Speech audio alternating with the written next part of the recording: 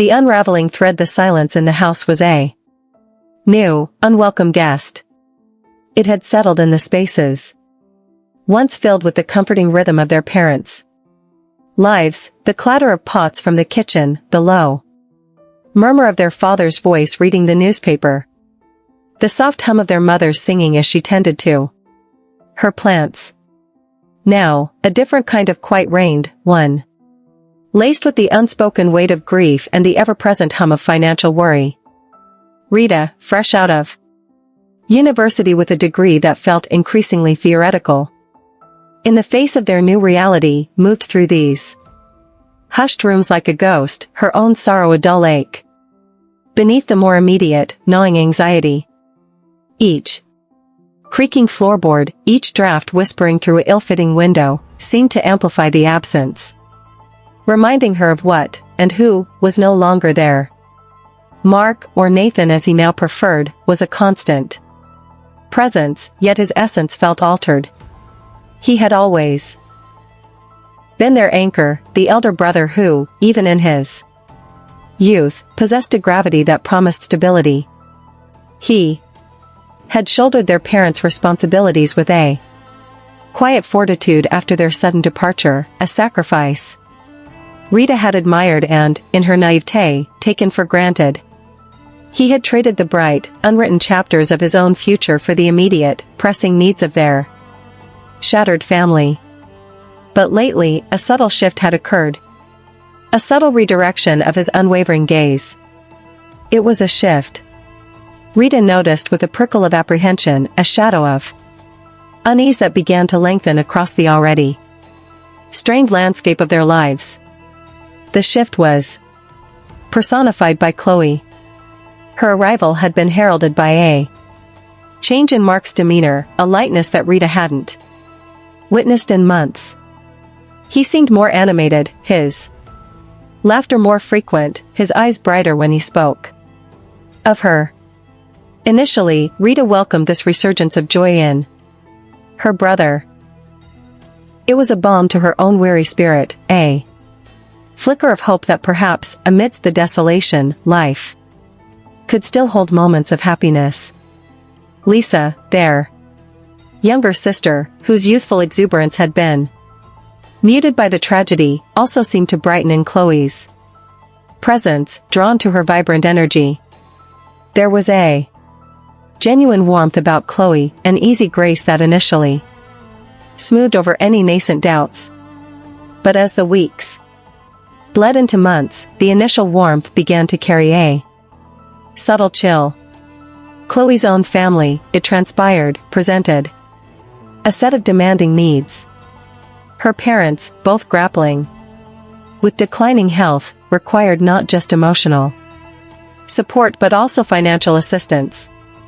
Mark, as if drawn into a magnetic field, found his attention increasingly diverted.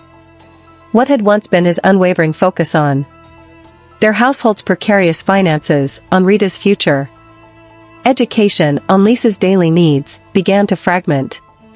The discussions about funding Rita's advanced computer training, a crucial stepping stone in her career aspirations, became less frequent, then punctuated by evasive answer and a palpable reluctance.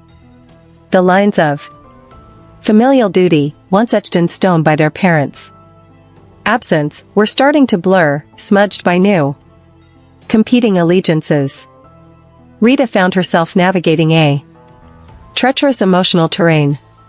She yearned to understand the shift in Mark, to reconcile the brother who had once been her unwavering shield with the man whose attention seemed to be steadily drifting away. Her computer training represented more than just a career path, it was her escape hatch, her tangible hope for independence, a way to contribute to their families' stability without being solely reliant on Mark's increasingly strained resources. The thought of it slipping away, of her own carefully laid plans crumbling before they had even begun, was a suffocating prospect. One evening, the unspoken tension finally coalesced into a tangible conflict. Mark, his jaw tight, his gaze fixed somewhere beyond Rita's shoulder, delivered the news with a bluntness that felt entirely alien to his character. "The computer training, it's not going to happen, Rita," he'd said, the words falling like stones into the suffocating silence. I can't afford it right now." Rita's breath hitched. "Can't afford it?" she'd echoed, the words tasting like ash in her mouth. "Mark, we talked about this. It's an investment, it's important, I know what it is," he'd retorted, his voice sharper than she'd ever heard it. "But there are other, pressing needs. Things that can't wait." The implication hung heavy in the air, unspoken but understood. Chloe's family. Mark's burgeoning commitment to them. The nascent suspicion that had been a quiet hum in Rita's mind now surged into a deafening roar. Her admiration for his sacrifice, the quiet pride she'd felt in his strength, began to curdle into a bitter resentment. It felt as if his past sacrifice, the very foundation of her respect for him, was now being spent on a new, less familiar currency. He had poured everything into keeping their family afloat, and now, it seemed, he was diverting those precious resources elsewhere. The weight of his sacrifice, which had once felt like a shared burden, now felt like an insurmountable debt, an unpayable price that was costing her own future. The days that followed were a blur of hurt and confusion. Rita found herself increasingly isolated within her own home. Mark was off and out, his evenings now meticulously scheduled with Chloe and her family. When he was home, a thick, almost tangible wall of unspoken resentment stood between them. He would answer her questions with curt, dismissive replies, his eyes, once so open and familiar, now guarded, almost accusatory. He seemed to see her concern for her training, her frustration at the financial roadblock, not as a natural consequence of her own aspirations, but as a selfish demand, a testament to her lack of understanding of the sacrifices he was still making. Lisa, caught in the crossfire, moved through the house with a quiet trepidation. Her usual bubbly nature subdued. She would sometimes catch Rita's eye, a flicker of shared pain passing between them, a silent acknowledgement of the fractured harmony. Rita found herself withdrawing further, retreating into the quiet solitude of her room, the computer screen a dim, mocking reflection of her stalled ambitions. The grief for her parents, once a raw and open wound, now felt intertwined with this new, equally painful disconnect from her brother. The fabric of their family, so carefully pieced back together after their parents' passing, seemed to be unraveling again, this time from within. The tension was a palpable thing, a suffocating blanket that smothered any lingering warmth. Rita watched Mark's interactions with Chloe, observed the subtle shifts in his priorities, and a knot of anxiety tightened in her stomach. It wasn't just about the money for her training anymore, it was about a perceived imbalance, a sense that her needs, her future, were being relegated to the sidelines. He had always been her protector, her confidant, the one person she could always count on. Now, he seemed distant, preoccupied. His loyalty stretched thin between the ghosts of their shared past and the demands of a new present. She tried to speak to him, to articulate her fears, her growing frustration. But her words seemed to bounce off an invisible barrier. Mark, burdened by his own responsibilities and perhaps by the sheer exhaustion of trying to maintain solvency and a semblance of normalcy, was increasingly defensive. He saw her Concerns not as a plea for understanding, but as an accusation.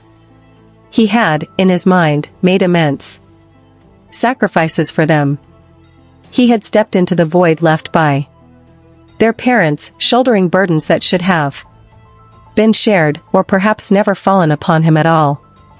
The idea that Rita, whom he had tried to shield from the harshest realities, would now question his choices, his judgment, felt like a betrayal.